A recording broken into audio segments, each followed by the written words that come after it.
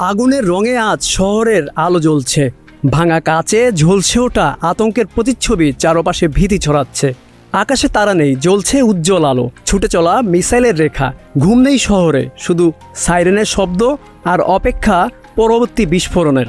তৃতীয় বিশ্বযুদ্ধ শুরু হয়ে গেছে, এই কথাটা এখন আর সিনেমার ডায়লগ না, বাস্তবের দিকেই ধাবিত হচ্ছে। মধ্যপ্রাচ্যের আকাশে প্রতিদিন আগুন জ্বলছে, মিসাইল উঠছে, শহর কাঁপছে, আর প্রতিটি বিস্ফোরণের সাথে একটা প্রশ্ন আরও জোরে ফিরে আসছে। এই আগুন কি থামবে নাকি ছড়িয়ে পড়বে পুরো পৃথিবীতে? আপনাদের সাথে আছি আমি আমিনুল ইসলাম। রহস্য জানতে সম্পূর্ণ ভিডিওতে চোখ রাখুন। আজ যে যুদ্ধটা আমরা দেখছি সেটা কাগজে কলমে দুই দেশের, কিন্তু বাস্তবে এর ছায়া পড়ছে অনেক দূর পর্যন্ত।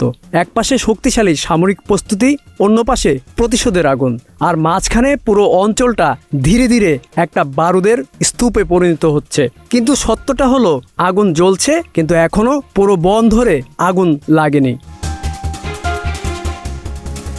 এই মুহূর্তে এটা একটা আঞ্চলিক যুদ্ধ, সীমাবদ্ধ কিন্তু ভয়ঙ্কর। প্রতিদিন হামলা হচ্ছে, কিন্তু এখনও বড় শক্তিগুলো তার পুরো শক্তি নিয়ে নামেনি। যদি এই জায়গাতেই থেমে যায় তাহলে বিশ্ব একটা বড় বিপদ থেকে বেঁচে যাবে, কিন্তু যদি না থামে তাহলে শুরু হবে পরবর্তী ধাপ, যেখানে যুদ্ধ শুধু সীমান্তে থাকবে না, বরং জোট বেঁধে ভাগ হয়ে যাবে পুরো পৃথিবীতে। একদিকে এক দল, অন্যদিকে আর এক দল। তখন যুদ্ধ শুধু মধ্যপ্রাচ্যে থাকবে না, যা ছড়িয়ে পড়বে ইউরোপে, এশিয়া সহ গোটা বিশ্বে। সমুদ্র পথ ও অর্থনীতি ভেঙে পড়বে, তেলের দাম বৃদ্ধি পাবে, সাধারণ মানুষের জীবন হয়ে উঠবে অনিশ্চিত।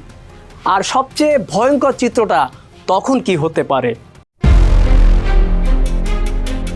যদি বড় শক্তিগুলো সরাসরি মুখোমুখি হয়ে দাঁড়িয়ে যায়, তাহলে সেটা হবে এমন এক যুদ্ধ যেখানে জয় পরাজয় বলে কিছুই থাকবে না, থাকবে শুধু ধ্বংস, পারমাণবিক হুমকি, কোটি মানুষের মৃত্যু, আর এই পৃথিবী যেটা হয়তো আগের মতো আর কখনোই থাকবে না।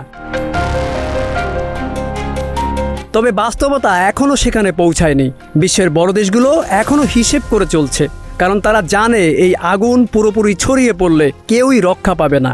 তাই বাস্তব চিত্রটা স্পষ্ট, এখন আঞ্চলিক যুদ্ধ, এরপর বড় আকারে ছড়ানোর হুমকি, সবচেয়ে খারাপ পরিস্থিতি, এবং সর্বশেষ বিশ্বযুদ্ধ। কম সম্ভাবনা, কিন্তু অসম্ভব নয়। এখন প্রশ্নটা শুধু তাদের না, আমাদেরও।